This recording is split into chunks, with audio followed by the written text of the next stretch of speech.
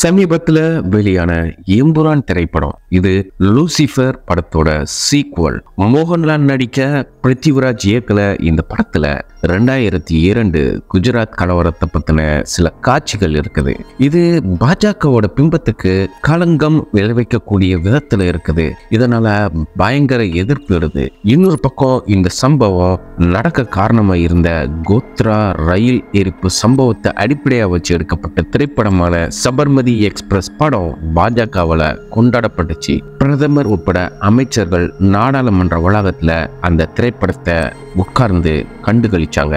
இன்னொரு திரைப்படமான தி கேரளா ஸ்டோரி, இந்த படம் கேரளாவில் மதம் மாற்றம் தீவிரவாதம் பத்தி பேசுது. இது பாஜகவோட கருத்தியலுக்கு பொருத்தமா இருக்கு. அவங்க எப்பவுமே இஸ்லாமிய தீவிரவாதத்துக்கு எதிரான நிலைப்பாட்டை வலியுறுத்தி வராங்க. இதனால தி கேரளா ஸ்டோரிக்கு பாஜக ஆதரவு கொடுத்தாங்க. உத்தரப்பிரதேசம், மத்திய பிரதேசம் மாதிரி அவங்க ஆளும் மாநிலங்கள்ல இந்த படத்துக்கு வரி விலக்கு கூட அளிச்சாங்க. ஆனா எம்புரான் விஷயத்துல நிலைமை வேற மாதிரி இருக்கு. இது அவங்களோட கருத்துக்கு எதிராக அவங்க ஆட்சியில நடந்த ஒரு சம்பவத்தை விமர்சிக்கிற மாதிரி இருக்குன்னு அவங்க நினைக்கிறாங்க. விளைவா படத்தோட இயக்குனர் பிருத்திவிராஜ் தயாரிப்பாளர் மேல வருமான வரித்துறை நோட்டீஸ் அனுப்புது. இடி ரைடு நடந்திருக்கு. இது ஒரு அரசியல் உள்நோக்கமுள்ள நடவடிக்கைன்னு சொல்லப்படுது. பாஜக ஆளும் மத்திய அரசு தங்களுக்கு எதிரான கருத்துக்களை அடக்குறதுக்கு இந்த மாதிரி முகமைகளை பயன்படுத்துது ஒரு பொதுவான விஷயமா பார்க்கப்படுது. தி காஷ்மீரி ஃபைல்ஸ், தி கேரளா ஸ்டோரி மாதிரி படங்கள் அவங்க நிலைப்பாட்டுக்கு ஆதரவா இருக்கிறதால ஆதரிச்சாங்க. ஆனா எம்புரான் மாதிரி படங்கள் அவங்க பிம்பத்துக்கு களங்கம் விளைவிக்கலாம்னு அதை தடுக்க பல வழிகள்ல முயற்சி செய்யறாங்க.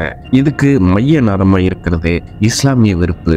இப்படி இந்த இஸ்லாமோபோபியா அப்படிங்கிற இஸ்லாமியர்கள் மேல உள்ள வெறுப்பு அரசியல் வெளியில கடந்த 10 ஆண்டுகள்ல கூர்மைப்படுத்தப்பட்டு இருக்கு. ஆனா இது தமிழ் சினிமாவுல இருந்து உலக அளவுல எப்படி வளர்க்கப்பட்டுச்சு?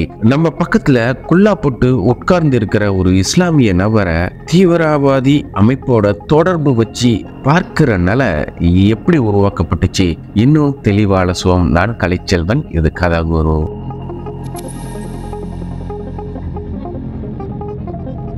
1987 வருஷம் வெளியான நாயகன் திரைப்படம் மணிரத்னம் இயக்கத்தில் வெளிவந்த ஒரு கல்ட் கிளாசிக் தமிழ் திரைப்படம். இது பம்பாய் குச்ச உலக மையமா வச்சு வரதராஜன் முதலியாரோட வாழ்க்கைய மையமா வச்சு எடுக்கப்பட்ட ஒரு திரைப்படம். படத்தோட தொடக்கத்துல சிறு வயசுல தந்தைய இழந்த சக்திவேல் அப்படிங்கிற ஒரு பையன் தமிழ்நாட்டோட தூத்துக்குடியில இருந்து கொலை குற்றவாளியா மும்பைக்கு தப்பி ஓடுறான். அங்க ஒரு இஸ்லாமிய குடும்பத்தை சேர்ந்த ஒரு பெரியவர் அவனை காப்பாற்றி தன்னோட மகன் மாதிரி வளர்க்கிறாரு. இந்த இஸ்லாமிய பெரியவர் சக்திவேலுக்கு ஒரு வளர்ப்பு தந்தையாகவும் அவனோட வாழ்க்கையில நீதி அப்புறம் மனித நேயத்தோட மதிப்புகளை விதைப்பவராகவும் இருக்காரு.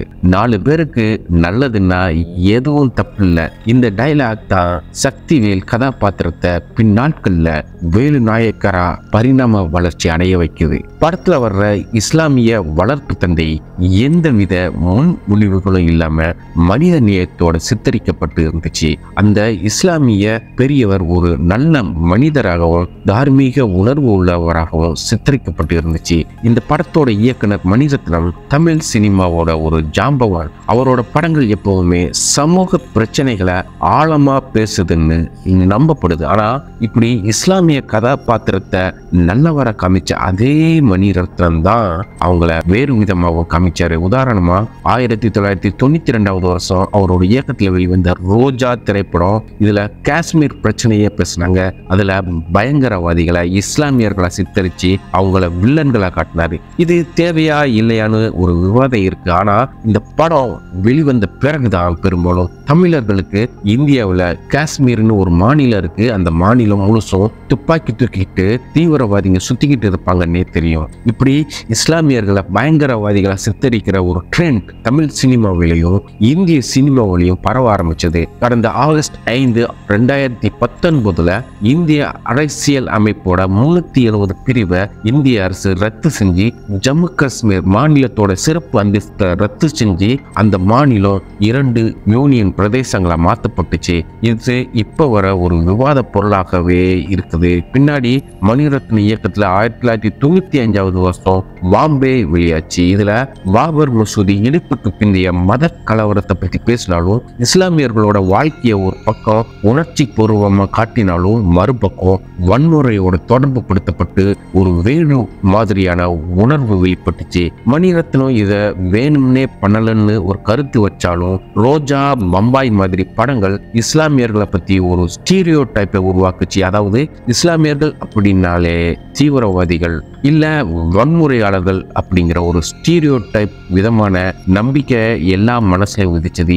இப்போ இஸ்லாமியர்களை தன்னோட நண்பர்னு சொல்ற விஜய், அப்புறம் ஏஆர் முருகதாஸ் இயக்கத்துல துப்பாக்கி திரைப்படம் 2012 வெளியாச்சு. ஒரு நல்ல தமிழ் ஆக்ஷன் த்ரில்லர் படம். ஆனா அதோட நோக்கம் பெரிய கேள்விக்குறி. இந்த படத்துல விஜய் ஒரு ஆர்மி ஆபீசரா வர்றாரு. கதையில அவர் மும்பைக்கு வெக்கேஷனுக்கு போறப்ப ஒரு தீவிரவாத குழுவை எதிர்க்கிறாரு. இப்போ இந்த தீவிரவாதிகள் முஸ்லிம்களா காட்டப்படுறாங்க.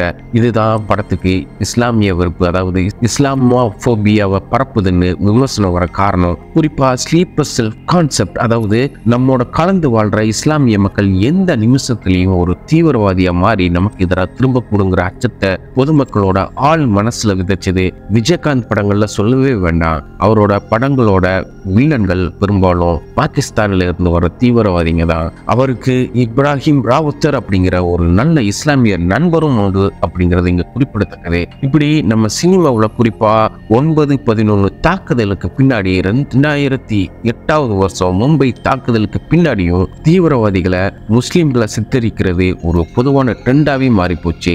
இந்த இஸ்லாமிய தீவிரவாதத்துக்கு தொடக்க புள்ளியா அமைஞ்சது 1992 வருஷம் நடந்த பாபர் மசூதி இடிப்பு. இது ஒரு மாபெரும் திருப்பு முனையா இந்திய வரலாற்றுல இடம் பிடிச்சது. விஹெச்பி, பஜ்ரங் தள், பாஜக தலைவர் LK அத்வானி தலைமையில ராம ரத யாத்திரை நடத்தி அயோத்தியில பாபர் மசூதியை இடிச்சாங்க. இதுக்கு பிறகு நாடு முழுக்க கலவரம் நடந்துச்சு. 2000க்கும் மேற்பட்ட பேர், பெரும்பாலும் முஸ்லிம்கள் கொல்லப்பட்டாங்க. இத லிபரல் கமிஷன், சங் பரிவாரம் திட்டமிட்டு நடத்துச்சுன்னு சொல்லிச்சு. ஆனா அத்வானி, உமா பாரதி மாதிரியான பாஜக தலைவர்கள் இந்த வழக்குல இருந்து விடுவிக்கப்பட்டாங்க. கமலஹாசன் இயக்கி வெளிவந்த விஸ்வரூபம் மாதிரியான படங்கள் ஆப்கானிஸ்தான் நாட்டோட பயங்கரவாதத்தை அமெரிக்க பார்வையில பார்த்துச்சு. குறிப்பா தாலிபான் குழுக்களோட பயங்கரவாதம் எப்படின்னு காட்டுச்சு. ஆனா இப்போ அதே தாலிபான்கள் தான் ஆப்கானிஸ்தான்ல ஆண்டு வராங்க. இப்ப அந்த குழுவோட பயங்கரவாதம் பற்றி யாரும் பேசுறது இல்ல. கமலஹாசன் அதை பத்தி விஸ்வரூபம் 3 எடுத்தா நல்லா இருக்கும். இப்படி பெரும்பாலும் வில்லனா, பயங்கரவாதியா இஸ்லாமியர்களை ஒட்டுமொத்தமா சித்தரிக்கிறது தொடர்ந்துகிட்டே இருக்கு. இது உண்மையை தானே படமா எடுக்கிறாங்கன்னு சொன்னா ஏன் 2002 குஜராத்ல நடந்த இஸ்லாமிய படுகொலையை பத்தி பேசுற படம் ஒண்ணு, அதாவது எம்ரான் மட்டும் இவ்வளவு எதிர்ப்பு கொள்ளாகுது. இப்ப கருத்து சுதந்திரம் எப்படி இருக்குன்னா, எனக்கு வந்தா அது ரத்தம், அதே உனக்கு வந்தா தக்காளி சட்னி.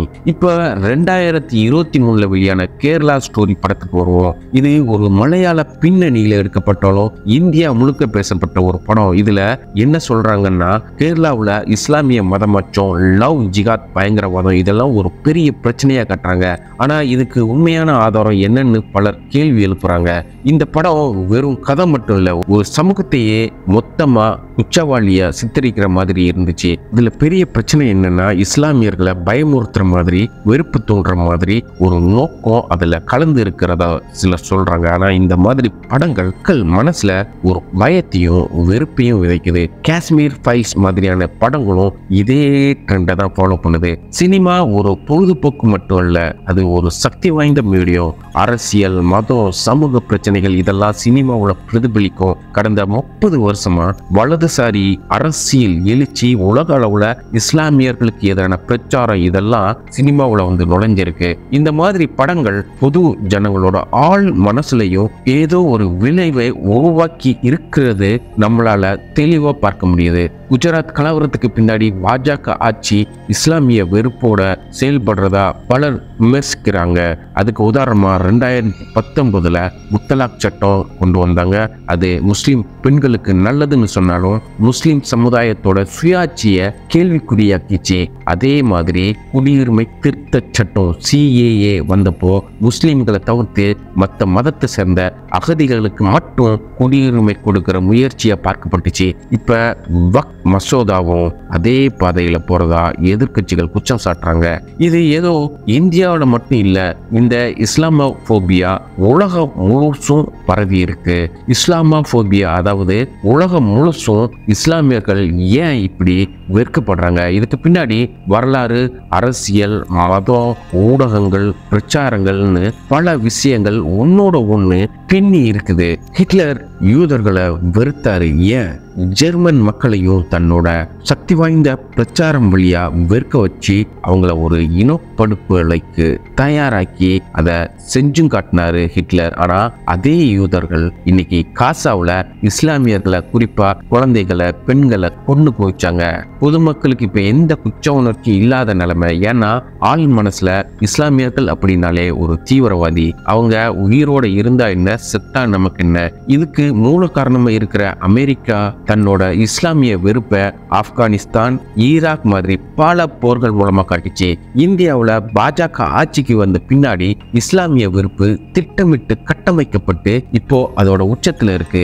இஸ்லாமிய வீடுகள் புல்டோசர் வச்சு இடிக்கப்பட்டாலும், மாட்டுக்கறி வச்சிருக்கிற இளைஞனை அடிச்சு கொண்டாலும் பொதுமக்கள் அதை எளிமையா கடந்து போவாங்க. ஏன்னா நம்மளோட டிசைன் அப்படி வடிவமைக்கப்பட்டிருக்கு. இன்னைக்கு அவங்க மேல கட்டமைக்கப்பட்ட பிம்பம் நாளைக்கு யார் மேலையும் இப்படி திட்டமிட்டு கட்டமைக்கப்படலாம். இந்த இஸ்லாமிய வெறுப்பு அதாவது இஸ்லாமோபோபியா ஏன் நடக்குது, இதை நாம 3 முக்கிய பகுதிகளா பிரிச்சு பார்ப்போம். முதலாவது இஸ்லாமோபோபியாவோட தோற்றமும் வரலாறும், இரண்டாவது உலக அளவுல இது எப்படி வெளிப்படுது, மூணாவதா இந்தியாவுல இஸ்லாமிய வெறுப்பு எப்படி ஒரு அரசியல் ஆயுதமா மாறி இருக்கு. பகுதி 1, இஸ்லாமோபோபியாவின் தோற்றமும் வரலாறும். இஸ்லாமோபோபியா அப்படிங்கிறது இஸ்லாம் மதத்தையும் அப்புறம் இஸ்லாமியர்களையும், இஸ்லாமியர்கள் பத்தின பயம், வெறுப்பு, முன் முடிவு அப்படின்னு சொல்லலாம். இது ஒரு தனிப்பட்ட மனுஷனோட உணர்வு மட்டுமில்ல, இது ஒரு சமூக அரசியல் பிரச்சனையாகவும் இப்ப மாறி இருக்கு. இது 9/11 தாக்குதலுக்கு பின்னாடி ஆரம்பிச்சதுன்னு நினைக்கலாம். ஆனா இது உண்மை இல்லை. இதோட வேர்கள் அதுக்கு முன்னாடியே இருக்குது. மேற்கத்திய உலகமும் இஸ்லாமிய உலகமும் கடந்த நூற்றாண்டுகளா மோதி வருது. அதாவது கிறிஸ்தவ ஐரோப்பாவுக்கு இஸ்லாம் ஒரு அச்சுறுத்தலா தெரிஞ்சது. குறிப்பா 11ஆம் நூற்றாண்டுல நடந்த குருசேட் போர்கள், 17ஆம் நூற்றாண்டுல ஒட்டமான் பேரரசு வியனாவை முற்றுகையிட்டதுன்னு இவை எல்லாம் மேற்கத்திய பொதுமக்கள் கிட்ட இஸ்லாம் மதம் பத்தின ஒரு பயத்தை உருவாக்குச்சு.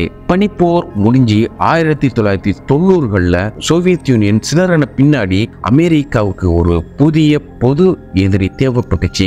அப்ப அவங்க கண்டுபிடிச்சதுதான் இந்த இஸ்லாமிய பயங்கரவாதம் அப்படிங்கிற இஸ்லாமோபோபியா பிம்பம். சாமுவேல் ஹண்டங்டன் அப்படிங்கிற அறிஞர் தன்னோட கிளாஸ் ஆஃப் சிவிலைசேஷன்ங்கிற புத்தகத்துல மேற்கத்திய நாகரிகத்துக்கும் இஸ்லாமிய நாகரிகத்துக்கும் இடையே ஒரு மோதல் தவிர்க்க முடியாதுன்னு சொன்னாரு. இது ஒரு பெரிய பிரச்சாரமா மாற்றப்பட்டுச்சு.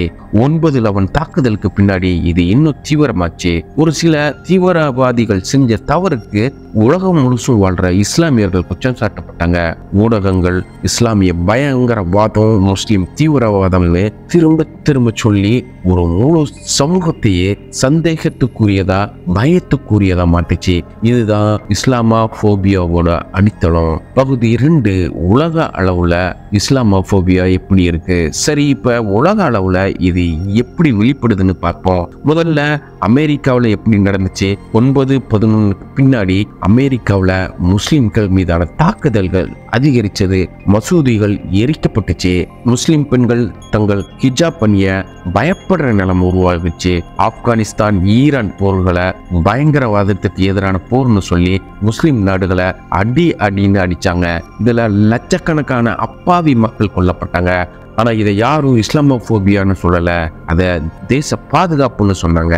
அடுத்து இஸ்ரேல் பாலஸ்தீன பிரச்சனை. இஸ்ரேல் ஒரு யூத நாடு அப்படிங்கிற பெயர்ல காசாவில் இருக்கிற பாலஸ்தீன முஸ்லிம்களை தாக்குனாங்க.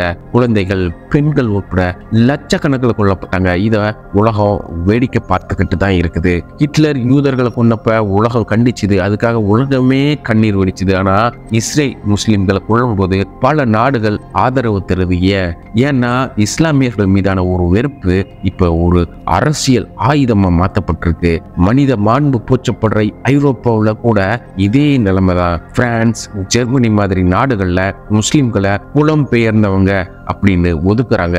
ஹிஜாப் அணிய தடை, மசூதிகள் மீது தாக்குதல்கள், இவையெல்லாம் சாதாரணமா அன்றாட நிகழ்வுகளா இப்ப மாறி போச்சு. சீனாவுல கூட உய்குர் முஸ்லிம்கள் முகாம்கள்ல அடைக்கப்பட்டு அவங்களோட மத சுதந்திரம் பறிக்கப்படுது.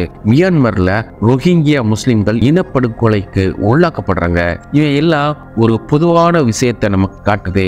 இஸ்லாமியர்கள் மீதான வெறுப்பு உலக அளவுல ஒரு பிரச்சனையா மாறிக்கிட்டு இருக்கு. இது திட்டமிட்டு செய்யப்படுது. இதுக்கு ஊடகங்களும் ஒரு பெரிய காரணம். ஒரு முஸ்லிம் தவறு செஞ்சா அது இஸ்லாமிய பயங்கரவாதம்னு பெயர் பலகை மாட்டப்படுது. ஆனா வேறு மதத்தை சேர்ந்தவர் அதே தவறு செஞ்சா அது ஒரு தனிப்பட்ட குற்றமா மட்டுமே பார்க்கப்படுது. இந்த இரட்டை வேடம் இஸ்லாமோபோபியாவை தீவிரப்படுத்துது.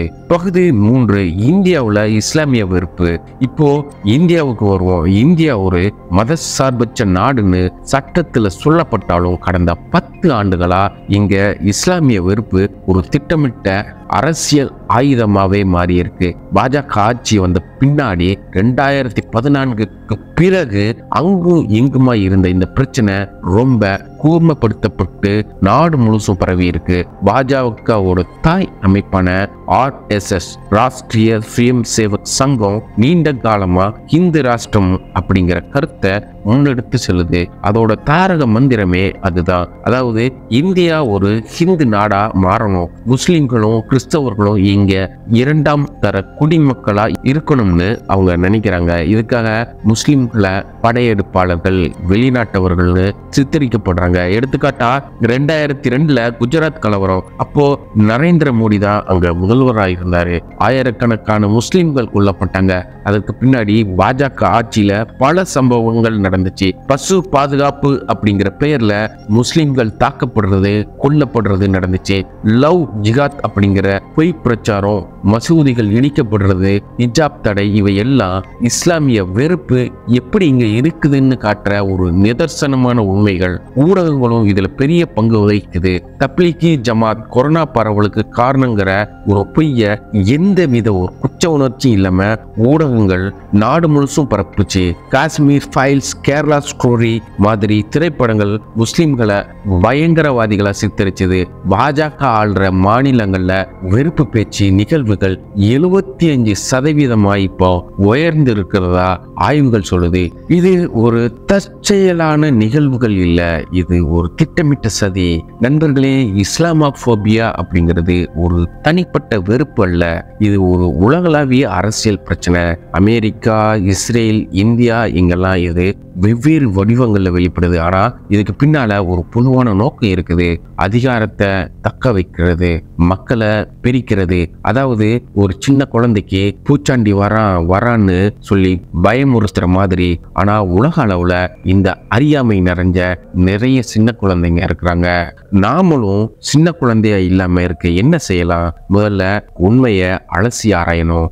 ஊடகங்கள் சொல்றத அப்படியே நம்பாம சுயமா சிந்திக்க ஆரம்பிக்கணும். மதங்களுக்கு அப்பாற்பட்டு மனிதர்களா ஒருவர் மதிக்க கத்துக்கணும். இந்தியாவோட மதச்சார்பின்மைய பாதுகாக்க ஒவ்வொரு குடிமகனும் பாடுபடணும். இந்த காணொலி உங்களுக்கு பிடித்திருந்தால் லைக் செய்யுங்கள், சப்ஸ்கிரைப் செய்யுங்கள், உங்கள் கருத்துக்களை கமெண்டில் சொல்லுங்கள். அடுத்த காணொலியில் சந்திக்கிறேன். அதுவரை நன்றி, வணக்கம்.